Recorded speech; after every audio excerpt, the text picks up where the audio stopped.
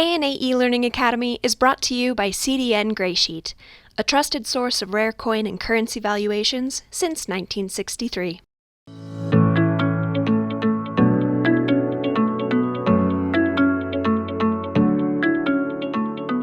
Everyone, thank you so much for being here, joining for the ANA eLearning Academy. The ANA would love to thank our eLearning partner, Graysheet, for the support of the eLearning program.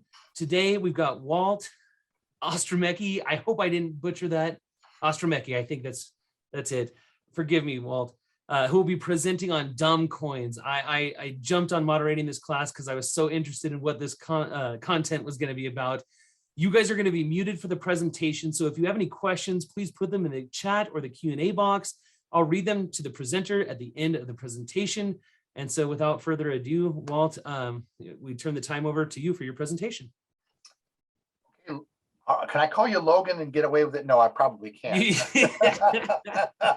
Oh, I thank you for having the opportunity to share a number of programs. And as a hobbyist of probably almost 50 years and a past officer with the ANA and just been involved, I've enjoyed giving various talks that are educational, but have some humor, some fun, some educational learning involved. And today's program is just one of those. And to begin, I will quote a very famous quote, I guess, or maybe I'll paraphrase a famous quote from a New York newspaper. Let's see if I can get, there we go.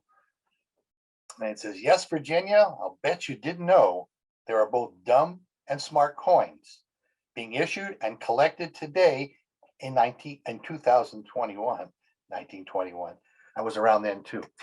So how do you know how, or do you know how to tell the difference?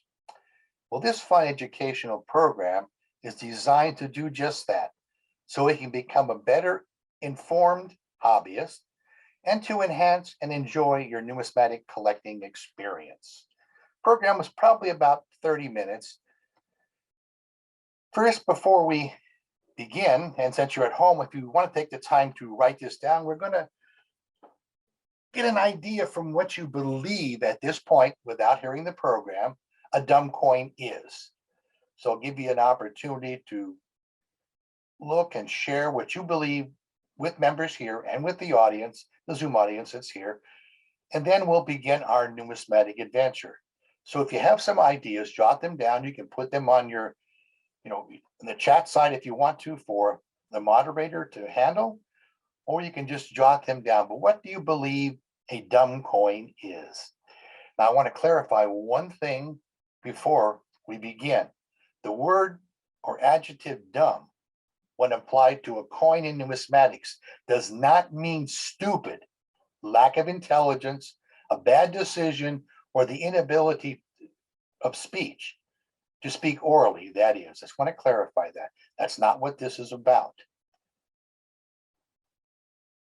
So I believe you probably had a few moments to jot your things down at home to share later, and I hope you will, because there will be a dreaded quiz at the end, which I think you'll all enjoy, to see how well I did teaching you. Well, DUMB, believe it or not, is a legitimate numismatic term, noted by Numismatic News answerman and columnist for years, the late Alan Herbert. He gave me the idea one day when we sat down at a show. He says, "Well, I want to share something with you," and he went on to do it, and hence that's what this particular program grew out of. So Alan, I know where you are. You've got a lot of numismatists there to handle, but thank you for helping this young numismatist along. So as I said, let's test your thoughts and current thoughts on the matter in advance to see if you're right. And so here we go. You can jot some of these down, and I hope you will. I'll give you time between each one. Question one. Now remember, you haven't seen anything about it in advance, so you have no idea except to clarify the word dumb. First question, legitimate DUMB coins or not? Number one there on the left, to 1981 Susan B. Anthony dollar. On the right, a 1955 written in Arabic 5 piastres coin with a tree on it. That's from Lebanon. Okay, we'll move on to the next. Same thing here. We'll start with the coin on the left. In 1963, 1 penny copper. A 2005 California quarter with enhanced obverse.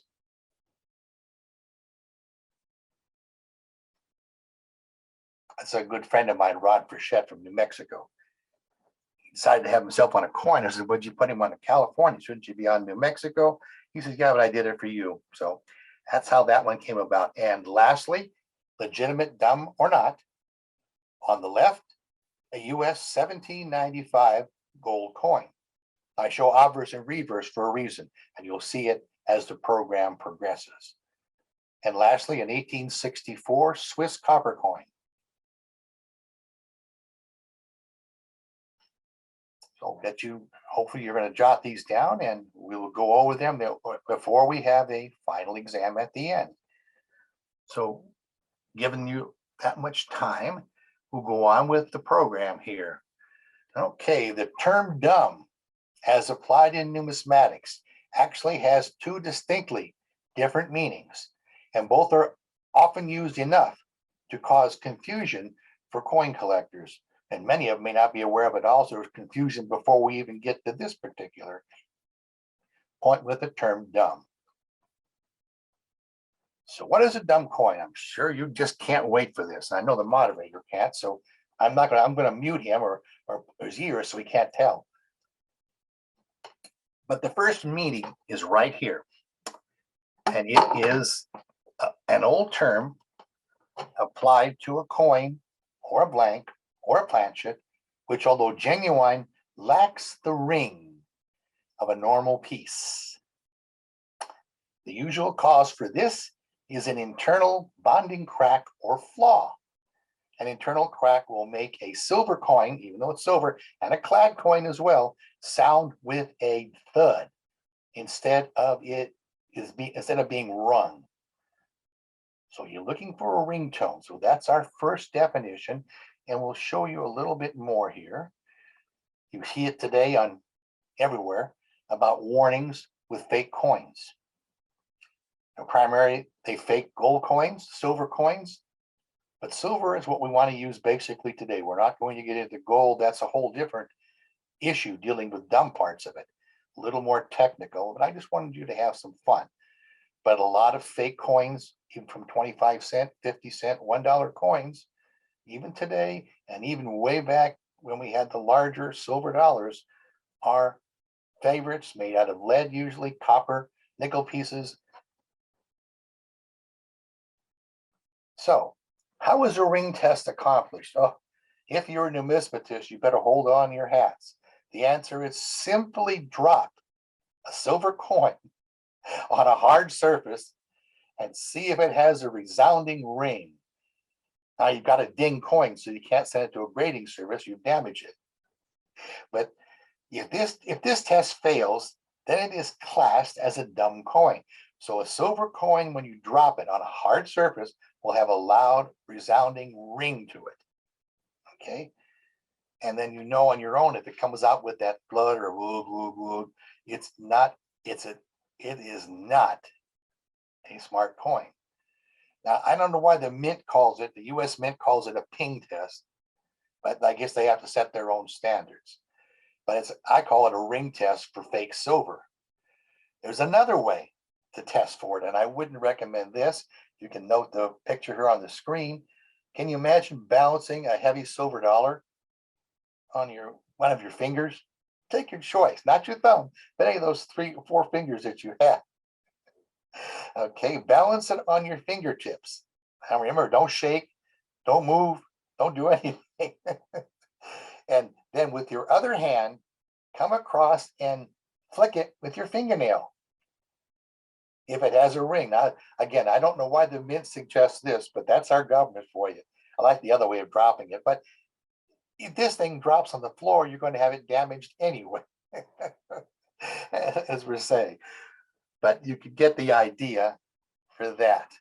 Now, for any of you my age and older, and I just turned 3/4 of a century on the 18th of this month. So ever see the old style cash registers? I can imagine today's kids using something like this rather than those working at a McDonald's where it shows a picture of a hamburger, a picture of French fries, okay, to make a total. There's no sale here. But these old cash registers, this is one in my collection from I think 1920, if I'm not mistaken. But if you look at the top, follow the black arrow down in the middle, up to that marble white base. And why do you think that was there? Well, most people will say, oh, it was there for ornamentation. And yet, what it was used by the merchants was, guess where they tested to see if a coin was actually silver? They would drop it on that slab. This may be the reason why some of our nice spare coins, nice high-grade coins, should we say, or high-end dates, have dings in them on the rim. They were dropped here on the surface or might have marks on the surface. But again, you drop it, it has a nice, lovely ring to it. Practice with a cheap coin, a nice, well-circulated mercury dime, let's say, from the 40s. You want to try this. But the lead one will give a resounding boom or thud. There won't be any ring afterwards. So this is the way merchants tested the quality of the coin to make sure it was a silver, dime, a quarter, a half, or a dollar when they took it in change. Did you know the US Mint today, and I changed this date, I forgot to change another one earlier, 2020, uses a type of ring test on clad coins. Now, wait a minute, he was talking about silver, now we're talking about clad? Well, the Mint does it on all our large size coins and planchets. And they have a special machine. We look down at the bottom center of your screen, you will see a Denver Mint having a bouncer. They're not serving drinks there, but they have a bouncer which checks all the minted large coins, quarters, halves, and dollars. Not the golden dollar of the presidential, but all the other ones. So after striking coin with the image, they're run through these bouncers. And they're like a hard surface. Can you imagine the rings and the thuds that might come from these? But we as collectors like the bouncer if it misses and lets an internal crack on a coin go out, because then we have a nice mint era collectible. So this is the way they do it here, and you can see how much they run it through it. It probably runs through in just seconds, hundreds of coins to check them out. They don't want you and I, the consumer, to have a coin that has a flaw in it, not genuine. It could separate. However, numismatists, as you and I are, love that. We like to find the cracks in them because sometimes they show up because there's bonding of 3 levels, remember here. So this is what comes apart. Now we'll get to the all-important second term or meaning of a dumb coin. Now we're going to go slowly here. Yeah, okay, you have something popped up. Okay. Anyway, this applies to 3 things. If a coin is dumb, any coin that fails to identify the issuing government entity or country, keep that in mind. Secondly, any coin which lacks a specific value in a denomination, for example, dollars, pesos, francs. You won't get the euros, we'll get to that a little bit later. And number 3, both 1 and 2 on the same coin. Now, if you notice down at the bottom of your screen, I pose a question for you to think about, and we'll cover in just a bit. Did you know that one country has been issuing dumb coins per our numismatic definitions, especially number 2 here, for over 500 years, and still does so today? Give you a chance to have some guesses. If you want to write them down and share with us later, we'd sure like to know. But we'll come up in just a bit here with the answer. Any guesses? All right. We'll move on. Number 1, dumb versus smart coins. Okay, per our numismatic definition, what we're going to take a look at here is smart versus dumb. And that country, by the way, you'll find out is right here, Great Britain, England, if you want to call it, the British Isles, but a smart coin. Now, I took two coins that were similar. On the left, we have a British Commonwealth nation. That's one of my prize off-center ones too. It was a 1964 penny, Australia, 5% off-center. And compare it to the DUMB coin on the right from Great Britain in 1963, 1 penny. Now notice the black arrows on the left identify the 64 penny from Australia with Australia. The kangaroo might have helped give it away, but it has the name of the country. Now let's move over to the one on the right. Tell me where you see the name of the country listed. And believe it or not, as Latin is my background in botany, the name isn't there in Latin. It is lacking. Hence the term is applied, our numismatic term legitimate, it's a DUMB coin because it lacks a country name. Simple. Let's move on. DUMB versus smart coins, a denomination value. You had a couple of these in your introduction. On the left is a smart coin from China, 1999, 1 yuan or yuan. And on the left, on the right, excuse me, is a DUMB coin, 1893 Swiss coin. Now notice the reverse has the value of what? 2. 2 what? Dollars, pesos. What happens is in this case, it does not list what the number 2 stands for. So it fails to be a smart coin. It's listed as a DUMB coin because it does not have the denomination. I'm sure those in Switzerland know exactly what the value is, but the coin does not list it. So that bears out our definition. And here's number 3. Smart coin. On the left, a US 20-cent piece, one from my collection from 1875 CC in very fine condition. It has some damage up there by the pole, you'll notice, probably from merchants dropping it many years ago on their marble tops, versus a DUMB coin, which is a double DUMB coin. That's why I have the ×2 there. It's an 1895 coin, doesn't list the country, nor does it list what the 10 value is. So here we have one Austria. Austria, you would know the coat of arms. And of course, on the back, it would be, the value would be in particular pennies. Number 4, now here's one from New Zealand, which was interesting. It started out on the left, a 1967, a 10 or 10 shilling, or it's 1 shilling piece actually, a 10. And in 1987, they made it DUMB. What did they do? Well, they just put the 10 there, but if you look at the bottom, there's no 1 shilling, $1. It's assumed to be. Therefore, it meets the definition for being called a DUMB coin. Is there any more value? No. Any less value? No. Just an interesting point that helps collectors learn.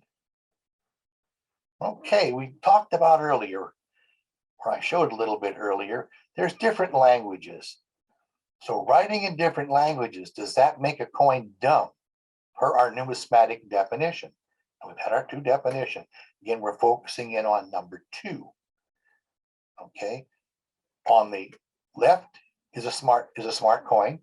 It's written in Arabic from 1977. It's a quarter real or 25 dinar, a dual value. A smart coin in Russian, 1899, excuse me, and it is written in Russian. The answer to the question is no. You can find out what the language is. You can learn languages. This is how you can get to understand when you're beginning a collection of foreign coins. These are easy to identify. A Krause catalog, which is the great big Bible that numismatists use, is a great example, shows all the various languages issued. So if you find one without a country name in their language, then you have a DUMB coin. But these are considered smart coins per our definition. I mentioned earlier, number 6 here. What about the euro? A smart or dumb coin or both? This is one that could have a number of possibilities. And that's why I show the obverse and reverse of all the coins here so you can get a feel for what you're looking at. Okay, here on the left, we have a dumb coin, which is classified 2006. It has no country, but you can notice the churches or kirches there from Austria. And you can notice the islands, and the value is 10 euro, but it doesn't really bear the name of the country that issued it that's part of the euro system. On the right, you have a smart coin, 1999, with the country Netherlands listed, and it's a 1 euro. So this could be a touchy area. It's a gray area. Most countries put their name on it, on the euro piece. So now here we find something interesting. Let's go back to our thought about Great Britain or the United Kingdom. Now, when they were issuing prototypes of their euro coinage design, we see something strange. On the left, notice in this 2002 prototype from England, a 1 euro piece, they actually put their name on a country. First time. Remember, these were prototypes, they'd work final. But it was interesting to note that's the first time they were identifying the origin of a country. On the second one, we have a 2002 UK, England. Okay, but it has just the word E. Yeah, what does that stand for? Well, logically, with a big number 1 there, we are to assume, not based on our definition, that it's a euro. Now, if they'd spelled out the word euro, they would make it a smart coin. But that one little E classifies it as a dumb coin. So a question for you now, and I'll let you think about it for a few moments. If anybody would like to chime in again, your host can do that. Has the US Mint ever produced or issued a dumb coin or dumb coins? Think about it for a moment, and we'll jot down your answer if you'd like to. And the moderator can join in too. I see him shaking his head. He's not sure. I've done my job. I've stumped somebody. But think about it. Well, let's move on. The answer is absolutely. You may not believe it. Any idea of the most famous or infamous US dumb coin? You have a clue down there at the bottom. The year was 1883. Think about that. I'll even give you a little clue before we go on. Think of the nickel piece, the 5-cent coin. Now I see. I'm getting the reaction. I love to watch an audience. As a teacher, I love to be. Now, the most famous or infamous US dumb coin is the 1883 V nickel. For those of you that are not aware of it, might be, yeah, that's right. On the left, you're going to see the dumb coin. Follow the little black arrow there, the 1883 V nickel. What does it have? The Roman numeral V, but it's lacking something. E pluribus unum, that's not a value. And of course, the smart coin as a result, which came about 3 or 4 months after the first ones were issued, was the V nickel having the word cents added. Now, why is this important? Well, it's interesting to see how the non-cents coins, if I want to put it that way, or no cents coin was used. Problem. Result of the racketeer nickel. Now, these are gold-plated or electroplated Liberty head nickels, which at a glance look like a gold piece. Now, most of those are from the 1883s. If it's any date later, it is not considered a racketeer nickel. It's simply a gold-plated coin, which is made to look like a racketeer nickel. Most of the racketeer nickels, say at least 95% or more, were widely circulated coins before they were electroplated. If it was a new coin, it might make the merchant take a closer look at it. The idea here by producing a gold plating it was to make it look like a $5 gold piece, which you see there on the right. It's a US 18. Notice the head, style, hair, very similar. And if you're making change and you've got people waiting, you look at its gold color. Oh, that's simple. Don't turn it over. It's a $5 gold piece. And so you have a famous term there that's called, people were called joshing with the coins.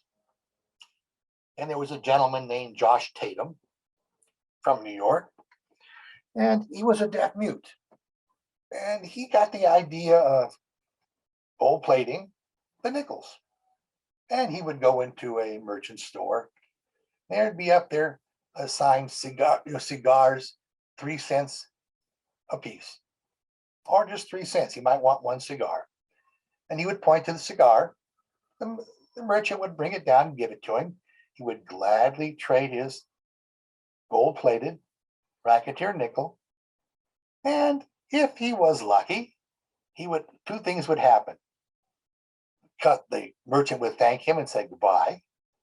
Or wait, you'd say, you have change coming. You've got what? $4.97 change coming. And more than often, Mr. Tatum, made a few bucks. That's how he lived. And of course, it's interesting. You read the history of a trial. See, the government took him to court in New York, and transcripts of the trial are there. A lot of stories have been written about Josh Tatum, but it's interesting to note that the government made its case that he was counterfeiting, and of course, the judge said, the government is wrong. He did not counterfeit anything. The government failed to have the value of the coin listed on it, based on the assumption that merchants and people would always look at the coin to see what the value was, not just the color. Hence, the government lost this case. Well, enough of that. How about other dumb coins? How about this one? I got a whole program coming up in, I think it's November or December here for your e-learning. One of my other collecting areas is 3-cent coins. But how about the 3-cent coin? On the left, we've got a 3-cent silver. Now we see United States of America, but just like your B nickel here, what do we have on the reverse? The Roman numeral 3. Does that qualify as a dumb coin based on our second definition? Absolutely. It doesn't say what? Well, people say, yeah, but you stretch the idea. Look at that big C around it. Okay, I'll buy the idea, but in all likelihood, the word needs to be spelled out, C. You can't assume it, because it could be wrong. Can you imagine gold plate one of these? Never tried it. And the same thing also goes with the 3-cent nickel piece as well. But that's another dumb coin. All right. How about, I'll give you a chance to read this particular one, but flowing hair and bust draped small eagle heraldic coinage, half dime, dime quarter, half dollar and dollar, and all the $2.50, $5, and $10 gold coins produced between 1794,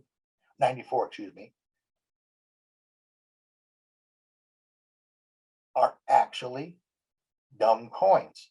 You had this on one of your opening slides here with a 1795, the exact coin. It's the US 1795 design. It came in 3 different sizes, the 2.50, 5, and 10 coins. But it has no denomination value on it. Our first coinage was based a lot on the early British coins, which were issued in different sizes. Smaller, larger, bigger, but you had no the size of a shilling, a halfpence, and so forth. So our coinage was done the same way. How are you to know that this particular one here, which I've enlarged a little bit, this is a $10 piece. So you can really see it, but it doesn't say $10 on it. Next to it, I have a 1880 half dime. I've had to enlarge this so you can really see it, with no denomination value on it as well. So those are the early heraldic and heraldic eagle pieces. Let's move on a little bit here. Well, what did I do? Did I skip? Well, With that little bit of information, that's the story. You now know what a dumb coin versus a smart one is. Next, in order to complete this course and to graduate as a dumb coin collector expert, you'll need to pass on your honor the dreaded final exam.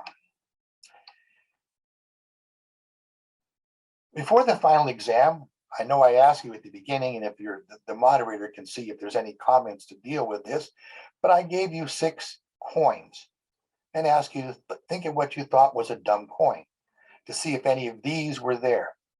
First off, I showed a Susan B. Anthony $1. Well, it's a smart coin, doesn't it? It has what? The United States on it, has the value on it. But parenthetically, but it was a dumb idea that didn't work. Public didn't accept it. It was only issued, well, a total 4 different years, and it would have only been 3, except the mint law in 1999 provided that they couldn't move to the new series of dollars until they had it approved by Congress. Second one, the Arabic language is the Lebanon piece. Again, a smart coin. Language barrier, remember, is not necessary to classify it as a dumb coin. Number 3, 1963 was a 1 large penny. It's a dumb coin. We went over the fact that no country was listed on the coin. 2005 for number 4, state quarter, a smart coin with a portrait change. I just call this a dumb concept, but it's not a dumb coin. Number 5, we just went over the gold coins here. The US 1795 gold coin, a dumb coin. No denomination value listed anywhere. You had to know the size of the coin back in those days. Lastly, an 1864 Swiss copper, we covered that as well, is a dumb coin. It has a 1, but in what? And it was Rapids, but it was not listed. So with that, I think most of you can pass your final exam here. I'm trusting you to do it at home for the enjoyment.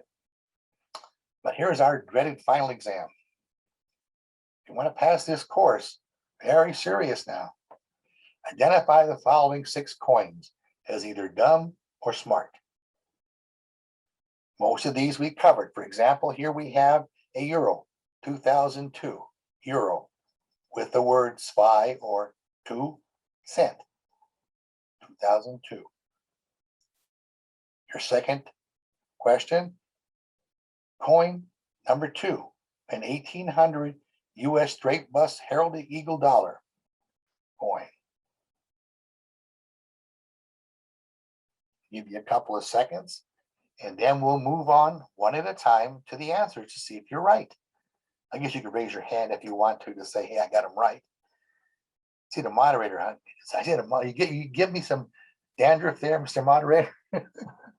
I think you're going to find number 2 coin interesting because we don't think about this. Here we go.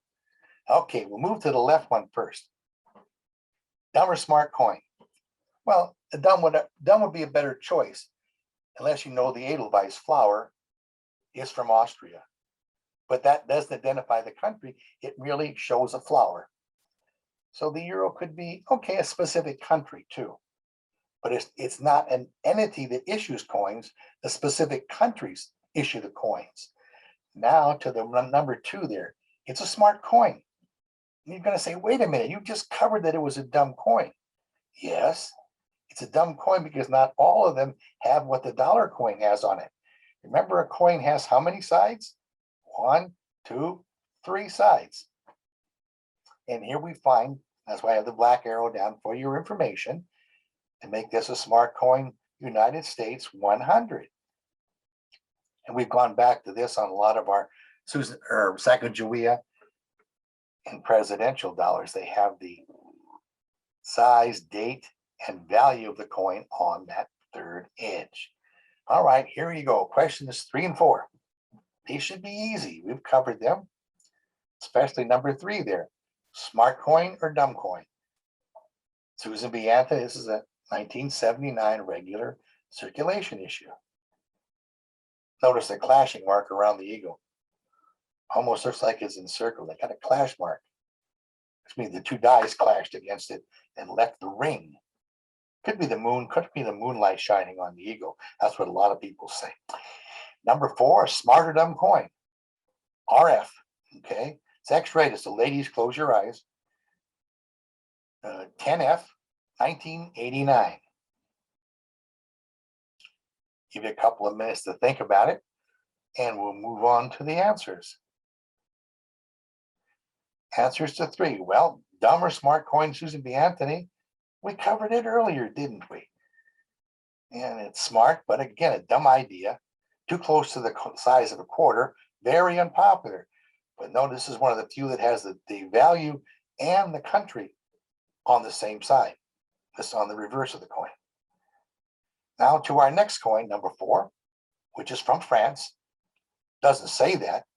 You're supposed to assume the Republic of France is RF. But then how would you classify the F there on the reverse? Well, it's assumed that that means francs. But that's a lot of assumption. Does it pass our definition of a dumb coin or a smart coin?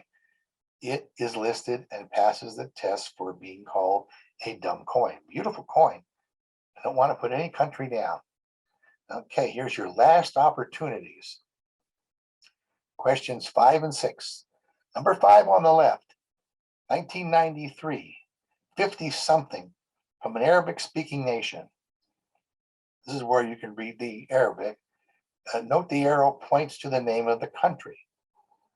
So what would it be? Well, I didn't answer it here, but it would be a smart coin, except for the fact that the reverse shows just the 50 itself. So therefore, this is in all reality a dumb coin, because it doesn't list the value in what, but it does list the country's name. It was asked the value. No, that's the country.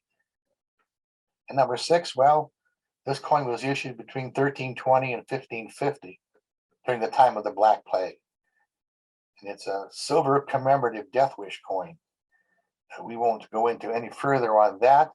Let's check the answers and see what we have. Well, again, the coin, as I mentioned here, is dumb. Pakistan identifies the country, but not the 50 denomination or the 50 paisa.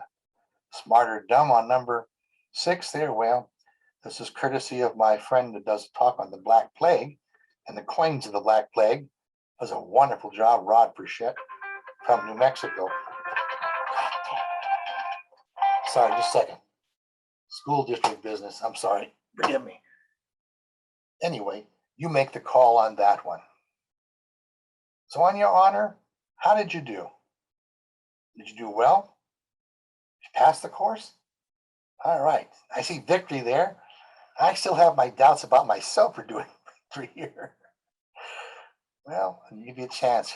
I'll give you a bonus question. If you didn't get any of them right, let's say, here's a bonus think question for you. How does one make a Great Britain dumb coin smart? We've covered that. Okay, go back and look at the Australia and the Great Britain pennies, large copper pennies.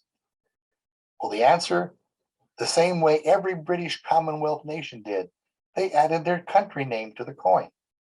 Because the Queen stays and other things stay as well. So that gives you a bonus. If you got that one, you've got it made. Whoops. Okay, just some closing thoughts. I hope you've enjoyed a little different program this morning or this afternoon, wherever you're watching. But how did your dumb coin choices measure up? And we'll get to that. Your moderator will have some questions of it. How many of you got 6 on the exam correct? Please, get a chance to do it. We'll share that later. How many got 3? How many got all 6 wrong? How many got the bonus right? Okay. Well, the good news that all of you have passed. You've endured a program about dumb coins this afternoon here with 100%. So congratulations to all of you in attendance. And now consider yourself a better informed and educated, smart, dumb coin collector. So next time you're asked by a fellow numismatist or your spouse or any casual person waiting in line to pick up an order, stand tall, look him or her square in the eye, and boldly proclaim Yes, I'm a proud and enlightened, smarter dumb coin collector. So I thank you for your attendance, and I hope you've enjoyed this special presentation this afternoon. Mr. Moderator, I will turn it over to you. And I did not expect what came out of this class. I learned a lot, and there was a question that I had right out the gate that another Crystal, well, she had two questions at Crystal right out the gate, but one she asked that are the dumb question, or are the dumb coins seen as counterfeit? In the beginning, I was thinking counterfeit and or errors. Yeah. But that's not at all what the case is, correct? I mean, that's correct. And I want to see, that's the misconception. It says we have Yeah. an understanding of not what this word is used. And it's Right. not used that often. So let Crystal know that it's not, it's not, she's right. I just wanted to see what you think it is. Yeah. And then when you come to a class, you learn something, you say, wait a minute, I see where we're going. I see what it really is. Sure. That's always No. good for a teacher. I'm sorry. Go ahead. No. You forgive me for interrupting. And I'll get into a few other questions. And if anybody has any in the Q&A, I didn't see any. I just seen in the chat bar.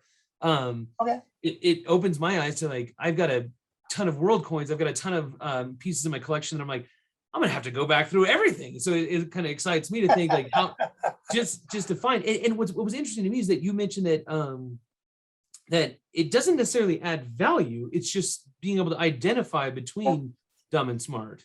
Yeah, I thought that was curious. Yeah, there's no premium for a dumb coin or a smart coin, unless the smart coin, of course, is a valuable coin in itself because of date or Sure. vintage rarity and so forth.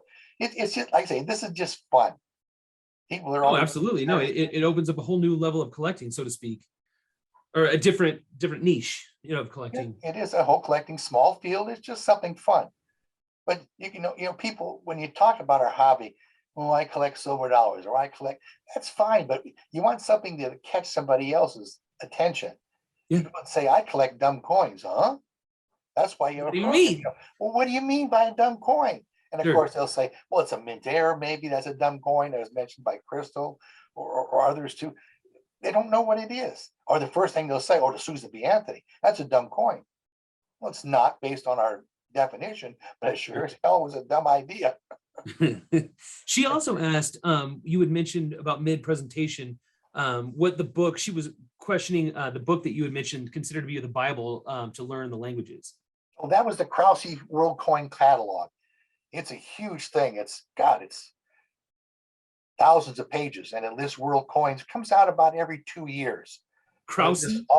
Pardon me? Krause? Yeah, it's a Krause. Let me grab one real quick.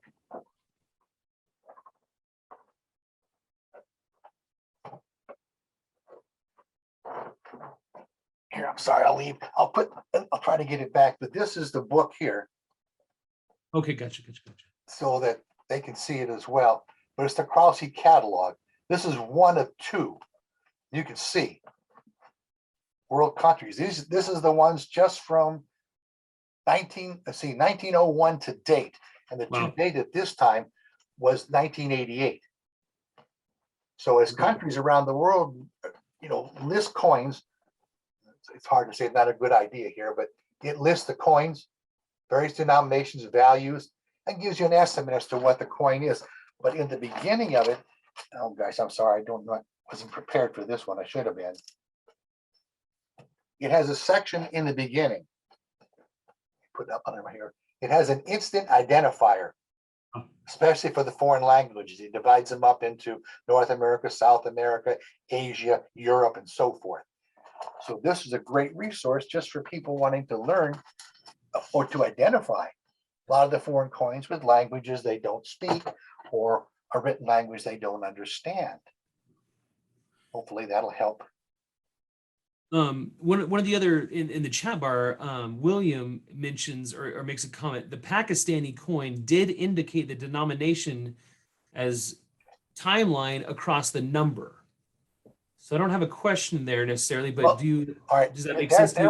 All right, what he's looking at is the Arabic calendar, which is different than ours, and that is there.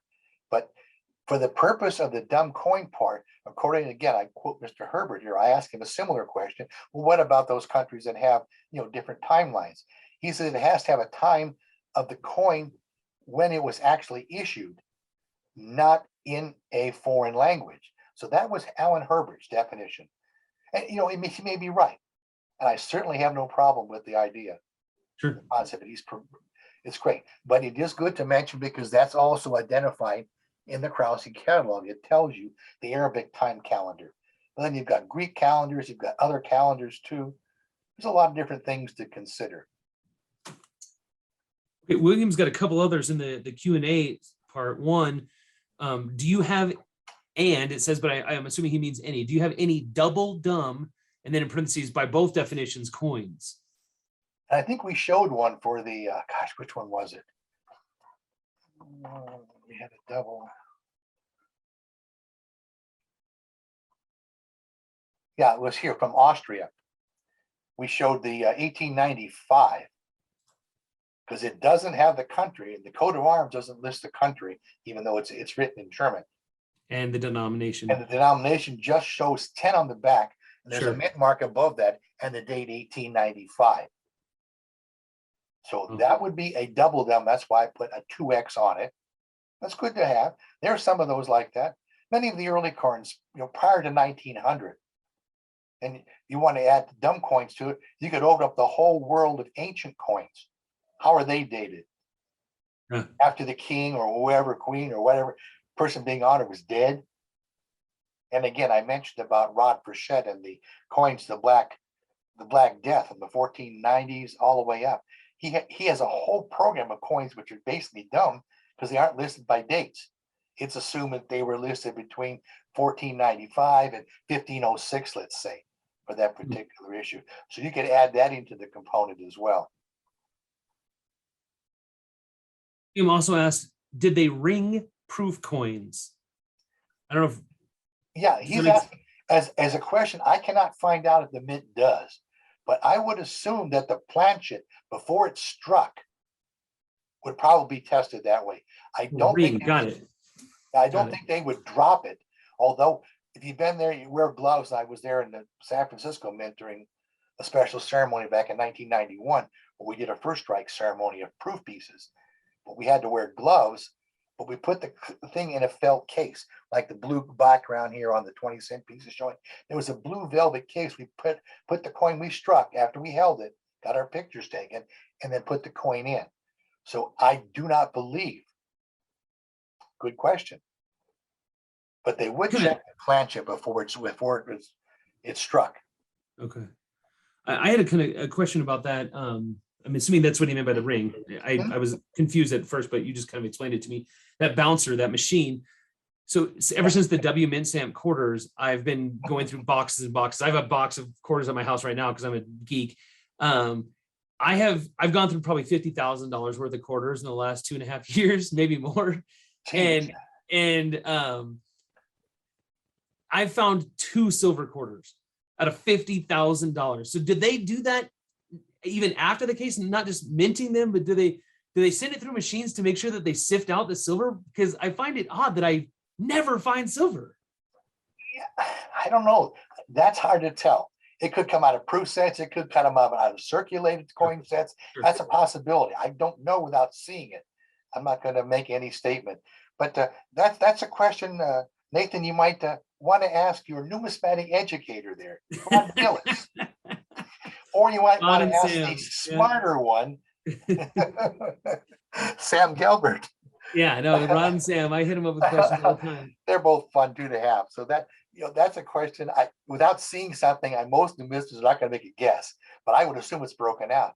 I thought you were going to go with the fact you've been looking for W mint marks for the what do you want to call it? The America the Beautiful quarters. You call them national park ones. Yeah. And no, I've found you got all over 100. You got all those W ones? Oh, I found quite a few. I've got multiple sets of all 2019, 2020. I'm getting us off track. That's right. No, the Virgin Islands ones is the toughest one to come by. I had to trade for that one. I didn't find that. No, it's Vermont. I'm sorry, forgive me, Vermont. Oh, the Weir Farm? Yeah, those were held for the longest time in vaults. They're just beginning to show up. Sure. They want 60 some dollars for a premium.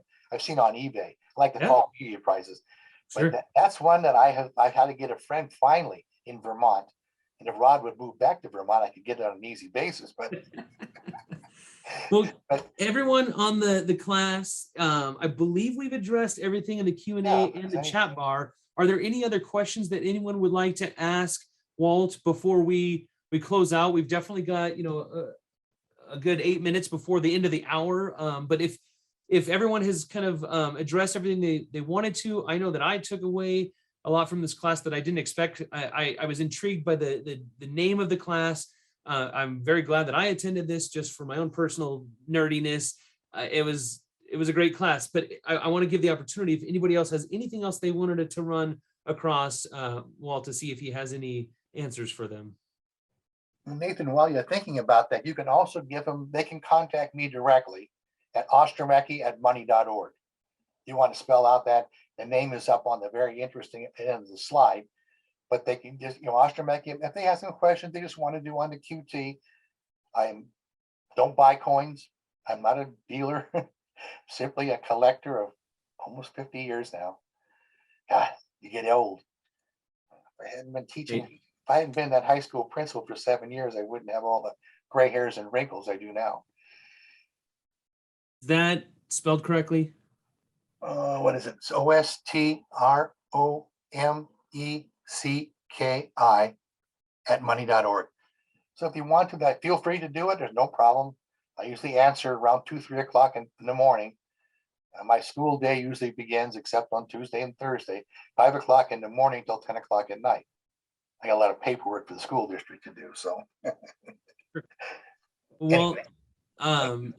I haven't seen anything else come through, so okay. That's fine. I would say, you know, thank you, Walt, I appreciate for such a wonderful presentation, educational presentation, and I hope everyone enjoyed it as much as I did and learned as much as I did. Again, we want to thank Graysheet for their partnership with the ANA eLearning Academy, and we hope you will join us for future webinars.